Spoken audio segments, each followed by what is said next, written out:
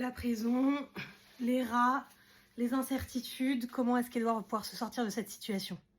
On continue la série épistolaire d'Edouard, qui a conservé toutes ses notes, toutes ses correspondances, et là on découvre l'année 1943.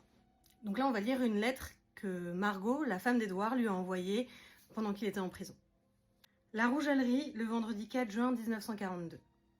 Mon cher Édouard, j'ai reçu mercredi tes lettres du 27 et du 28 avec la procuration. Tu ne me parlais pas d'une carte, écrite le 26, de tes gants et de tes souliers de lin déposés le même jour aux portes d'entrée de la caserne Maurice de Saxe.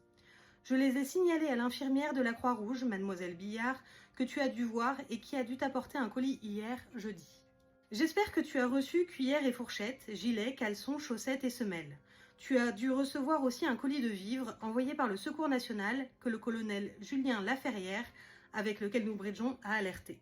En comparant les lettres, on se rend compte qu'il n'a jamais reçu de fourchette. Il remercie pour la cuillère, mais il n'a jamais reçu de fourchette.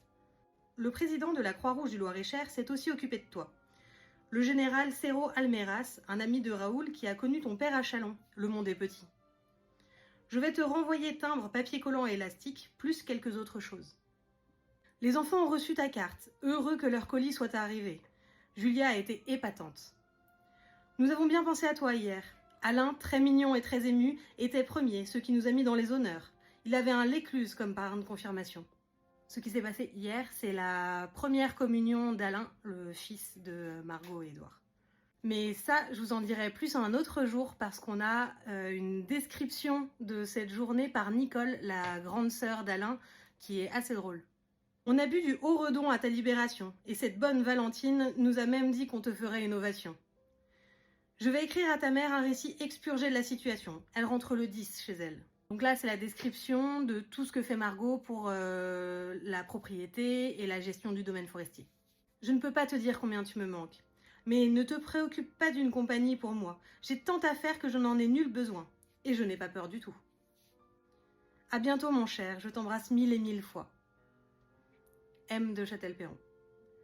Dis si tu veux des cigarettes, on a touché ton tabac. Margot, elle a l'air d'être sur tous les fronts, parce qu'elle s'occupe à la fois des enfants, à la fois d'envoyer tout ce qu'il faut à Édouard pour qu'il ne meure pas de faim ou d'inconfort ou autre. Elle s'occupe de la gestion de l'entreprise forestière et aussi elle essaye de contacter un maximum de personnes qui puissent aider Édouard d'une manière ou d'une autre.